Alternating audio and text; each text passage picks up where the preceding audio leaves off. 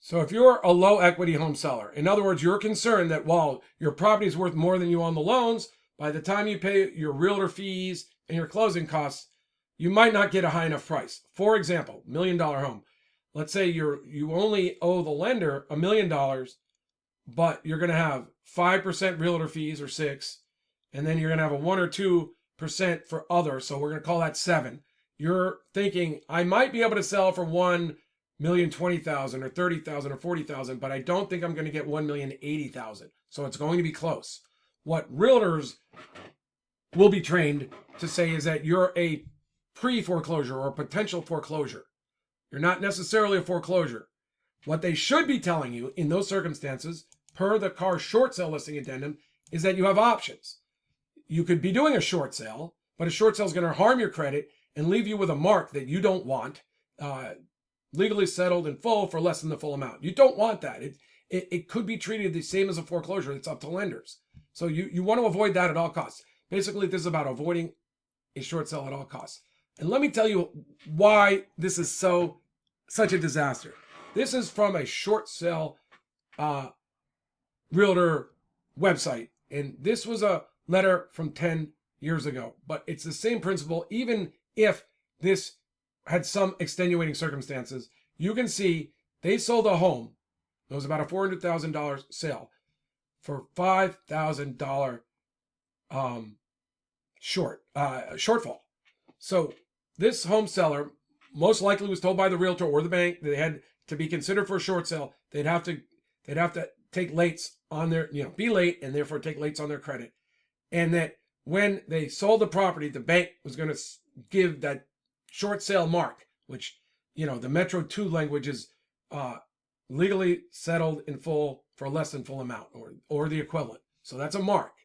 Yes, California law says it's settled in full, but the reality is your lenders are all going to know. So they're destroying their credit with a short sale, and the realtor still made $23,700.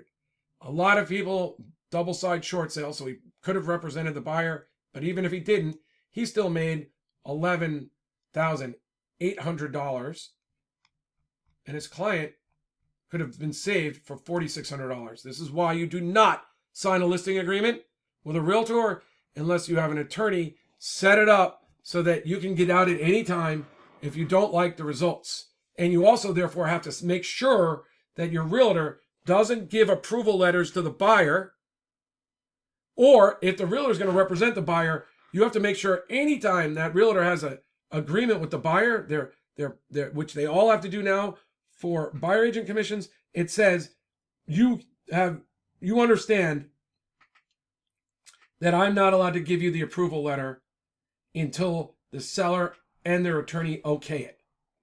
Because this is a problem because anybody in their right mind would have said, I'll pay those commissions, that $4,500 short. I'll pay your short out of my commission so we can sell this home and you don't take the credit damage. Now, anybody who could have gotten out of that listing agreement and said, okay, I'll just get a lawyer to represent me and they'll draft this thing up for $5,000 and we'll be done. But for some reason, they got stuck to doing it. I don't know the extenuating circumstances. I'm just saying, do not let this be you right now. The tens of thousands of Californians that are in the markets that are getting weak, like San Bernardino, Riverside. I saw 25 short sales in San Diego come on the market. Last year, anytime I looked, there was no more than 2 or 3. So it's happening everywhere, and it's most likely happening where lenders are lowering their prices. Before, they were just lowering interest rates to try to get you to pay the old prices, so they weren't sabotaging their own business, but they're now saying the writing's on the wall, we're falling apart in other states, interest rates are still high, the Fed might not be bailing out Donald Trump like you wanted, and it's inevitable. This spring's going to be telltale. So you want to be prepared, and you don't want to have to do a short sale if you don't want. Now, why would a realtor explain to you? Well, the realtor's not even really allowed to say this.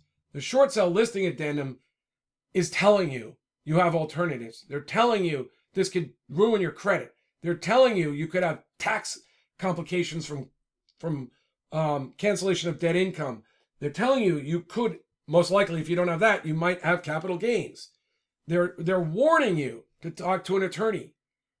But they're warning you that this is really the reality.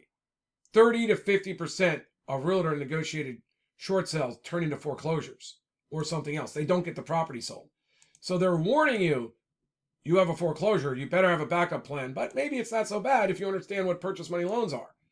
But they're also saying, trustees, they're telling you what you're supposed to know. But they're realtors. In other states, the realtors have to tell you to get an attorney. The short sale part is it's debt settlement, and it has to be done by an attorney. Realtors have to be working with attorneys because the damage is so severe. The risks are so high. And your first choice really should not be to talk to a regular realtor if there's a chance your property could wind up short. So are there the good news is there's great options. This is my first video in the series talking to you low equity sellers. You could concurrently, well, first of all, you could find someone, and I would do it, who can set it up like this. It's very difficult to deal with buyer agent commissions now because it's third-party contract. Your realtor's not licensed to discuss it. They're not authorized in writing. If you look at their package, they don't have no authorization to discuss it. And they really cannot deal with third-party beneficiary clauses and third-party contracts. They're just not licensed for it. I know they will, and that's okay for now until they get sued. But what I'm saying is that if you were to do a short sale with an attorney, who's also a broker, when the offers came in, you would say, okay, that's wonderful. We're amenable to 3% buyer agent commission, but please sign this attached agreement where we'll be dealing with it. And in that attached agreement, you put in a structure that says we have about 1% to 2% costs that are going to be associated with the house. I would discuss with my seller, but I'd say, okay, you understand there's $1 million loan. We have 2 or 3% costs. So for us to get full commission, we need, let's say it's 1.8 to cover everything. Anything under 1.8, because we have these costs, they're not going to change, but we got to beat $1 million. Both the listing agent and the buyer's agents agree they'll peel down their cost to this level so that it might be $4,000 and $4,000 instead of $30,000 and $30,000 at 6%, right? And you're going to want a buyer's agent who's willing to do that. Now, before I did a counter, I get them on the phone and I talk to them about it. None of these things can be done by a realtor, but our job, my job as a lawyer is not have you go short. I understand my job. I have the tools. I have other tools. One of the things is if I think we're going short, we're going to go deed in lieu so we can speed up the process. We can be ready.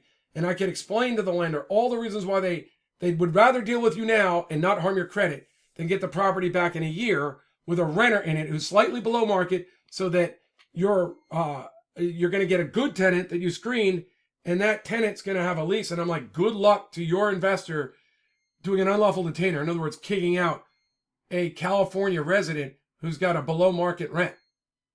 I mean, good luck. Like, if that's the game you want to play, if you don't want to take this short and not harm my client's credit, because we're doing this for you now, he doesn't, we'll set it up properly so that you're going to have multiple bites at the apple. I used to call it my 7 bites at the apple strategy. I don't know that I can count up all 7 right now again, but we're going to sequence it right. We're going to do it right. We're going to give you all the chances you need to not get hit on your credit. I'm not guaranteeing it, but you're going to like the strategies that we have when you get to talk to us about it. So this is a free video series.